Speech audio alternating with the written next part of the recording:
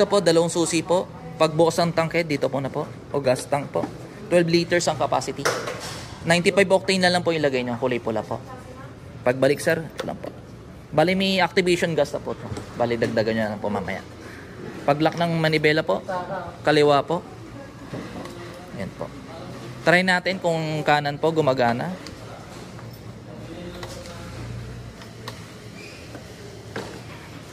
Wala sir, kaliwa lang po. Pag start sir, hintayin mo na mataas yung load bago may start sir. Ito po. Wala tong power pag nasa taas, dapat ibaba mo siya. Tapos dapat may clutch siya. Hold mo yung clutch siya.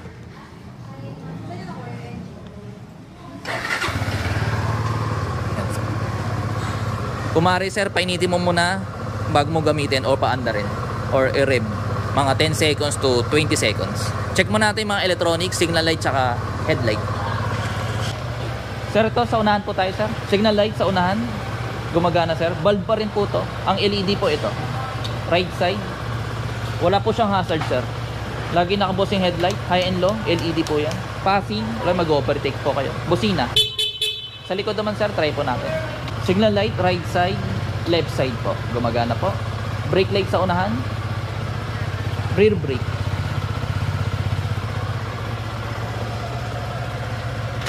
Bale may sensor to sir pag nag first gear ka. Pag nakababa po yung sa stand. Pero pag neutral, no problem sir. Sir, dito po tayo sa panel sir. Nakikita sa panel, trip B. Ito po yung pagpalit. Ito po odo. 0 po, brand new po. May break-in period sir. Hanggang 500 odo. Ang RPM lang is 4,000 maximum for break-in period. Pag nag 501 odo, pwede na sa 6,000 RPM. Any speed, no problem tayo sir. Hanggang 1,000 odo. Once na naka-reach na ng 1,000 odo, tapos na po yung break-in period. Ulitin ko sir, 4,000 RPM hanggang 500 odo.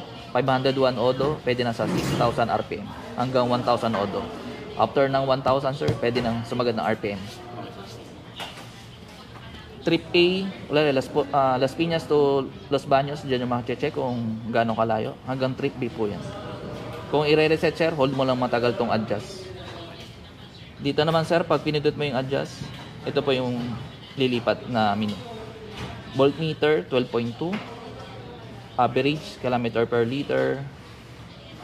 Trip B po yun, ito yung sa A. Yun lang po, tatlong option lang. Pati dito, tatlo lang.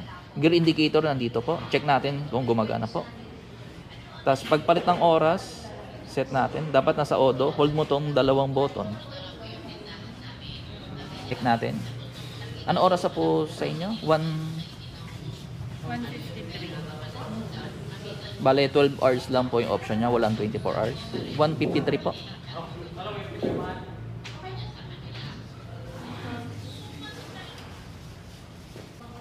Pag na-set na natin sir, hold mo tong dalawang button ulit. Yan, set na sir. Once na tinanggal yung battery, doon lang siya ma-reset. Pero pag pinapatay, no problem sir.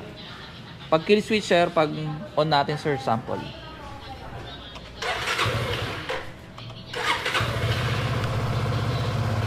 Dito sir, pagpatay sir, huwag po dito sa susi. Dito po. Kill switch, tas off po. Charger port sir, dito po. USB type siya. Lagyan nyo pala lagi yung takip. Dito po yung yung mirror para sa oil. Kung dapat naka-center, diyan mo makita kung marumi po o malinis. Oil filter dito po. 1,200 ml po ang capacity. 2 litro, may tira pa yun sir. Gas na po. Activation po. Bale, wala po tong coolant sir, oil cooled po to siya. Wala pong nilagyan na tubig or coolant. ABS po, harap at likod po. Tapos hangin ng gulong sir, dito po nakikita. 22 sa unahan sir. Sa likod is 29. Kahit may angka sir, 29 pa rin. Tubeless naman po yung gulong, harap at likod. Bale, yung gulong or yung mugs po sa likod is 19 inches po yung mugs. Sa likod po 17. Mas malaki po yung unahan po na mugs. Testing po natin. Sige po. Sige sir. Dito po. Yan. Ito po yung dito sa battery, tatanggalin po. Ito po yung lagayan niya po. Pwede nyo yung lagay ng box po. May bracket na po siya. Tapos ito po yung tools. Pagbalik sir, ito shoot mo to. Baliktad na. Opo, baliktad po. Lock na po yun sir. Sir, wala po tong center stand Warranty sir, 1 year engine tsaka electrical. Hindi kasama sa warranty yung mga gulong, brake pad, kadena, clutch lining, lahat ng consumable sir. Pwede ka magdagdag ng busina or auxiliary lights, pwede po. Basta hindi mabovoid yung, walang putol yung wire para hindi mabovoid yung warranty. May question pa sir? Sige sir.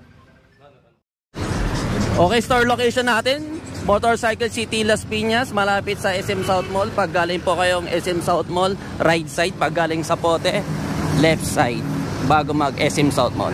Visit lang kayo dito guys. Hanapin mo lang po si Kirby Motovlog. See you soon.